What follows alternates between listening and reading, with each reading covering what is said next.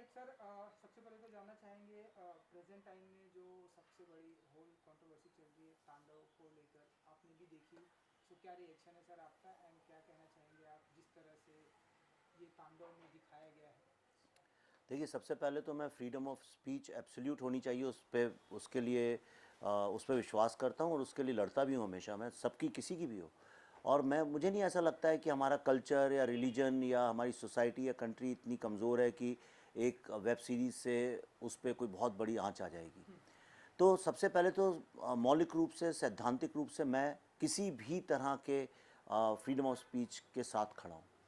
लेकिन अगर कोई अपने बिजनेस को या अपने ओटीटी प्लेटफॉर्म को या किसी भी मीडियम को एक देश को तोड़ने के लिए, एक सोसाइटी और उसके कल्चर को तोड़ने के लिए एक विधिवत रूप से अगर विदेशी ताकतों के साथ मिलकर एक कैंपेन चलाए, उसको एक पॉलिटिकल टूल, एक पॉलिटिकल वेपन की तरह इस्तेमाल करे, तो उसके खिलाफ भी मैं लड़ने के लिए खड़ा हूँ। जैसे फॉर एग्जांपल, हम सबको पता है भारत में कास्ट का इशू है, लेकिन अगर कोई अपने ओटीटी प्लेटफॉर्म को सिर्फ इसलिए इस्तेमाल करे कि अपर कास्ट और लोअर कास्ट में झगड़ा हो जाए और वायलेंस हो जाए, तो उसके अगेंस्ट में मैं लड़ने के लिए खड़ा हूँ।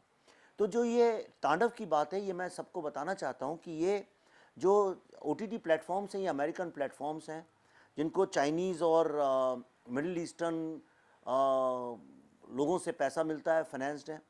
और इसमें जो बैठे लोग हैं, ये कैंपेन चलाते हैं और ये वेल डिज़ाइंड कैंपेन है कि भारत में भारत के लोगों को, मेजॉरिटी को एम्बैरेस किया जाए और भारत में हर समय एक कॉन्फ्लिक्ट बना रहे, क्योस बना रहे, इसके लिए ये लोग काम करते हैं।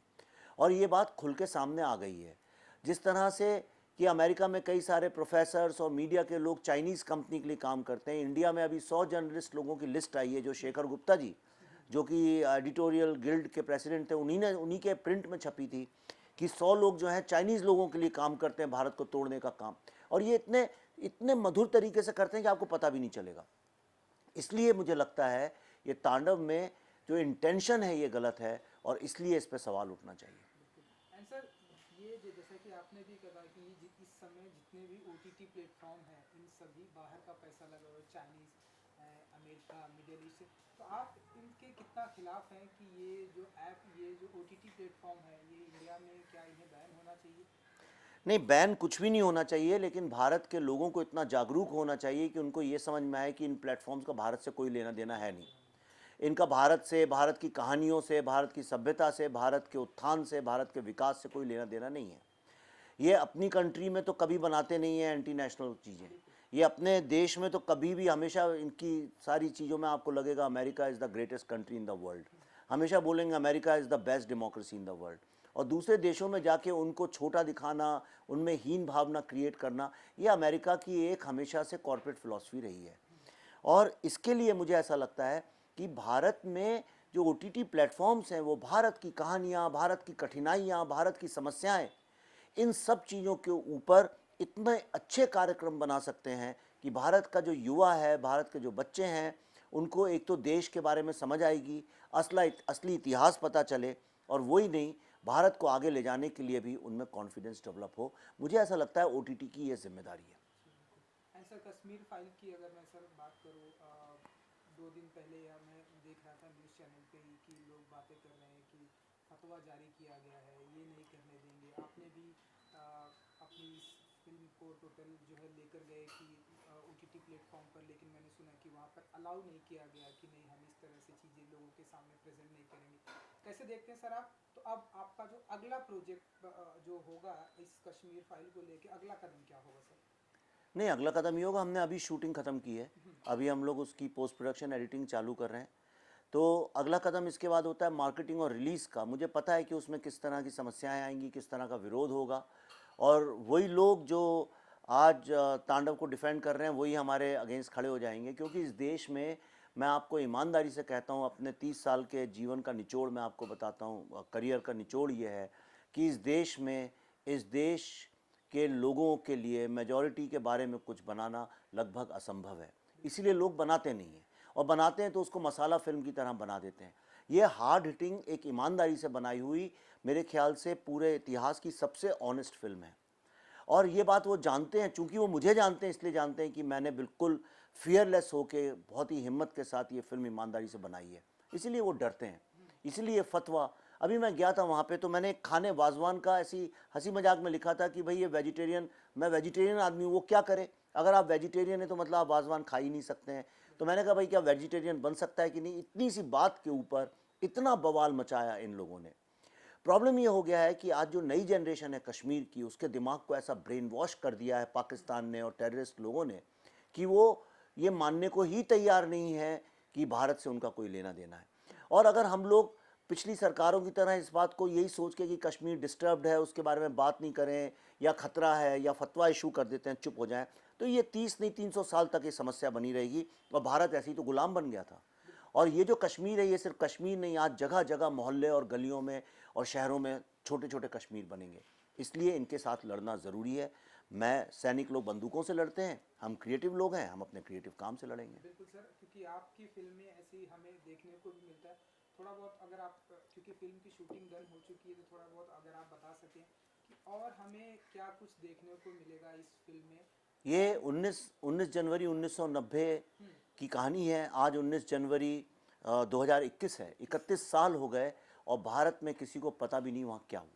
लोगों ने हल्का फुल्का सुना है तो उन्हें लगता है हाँ कश्मीरी लोगों को वहाँ से भगा दिया गया था, लेकिन किस तरह से भगा दिया गया था ये कोई नहीं जानता है।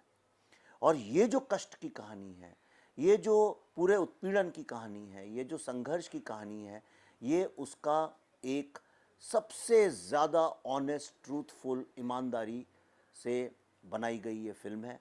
और मुझे ऐसा लगता है इस फिल्म के बाद भारत के बच्चे बच्चे को कश्मीर पे गर्व होगा और उसका दिल जो है यही चाहेगा कि जिस तरह से अगर आपका कोई बचपन का दोस्त बिछुड़ जाए तो आप उसको ढूंढने के लिए कहाँ कहाँ नहीं जाते हैं, इस तरह भारत का हर युवा, हर बच्चा कश्मीर को फिर से भारत के मेन स्ट्रीम में जोड़ने के लिए यत्न करेगा, यही मेरी कोशिश है। जी सर, लेकिन जिस तरह से सर आपने ये फिल्म बनाई है, लोग तो बिल्कुल नहीं चाहेंगे, जो भारत देश को तोड़ना चाहते हैं वो तो बिल्कुल नहीं चाहेंगे कि ये फिल्म रिलीज़ हो, ये फिल्म किसी OTT प्लेटफॉर्म पर आए।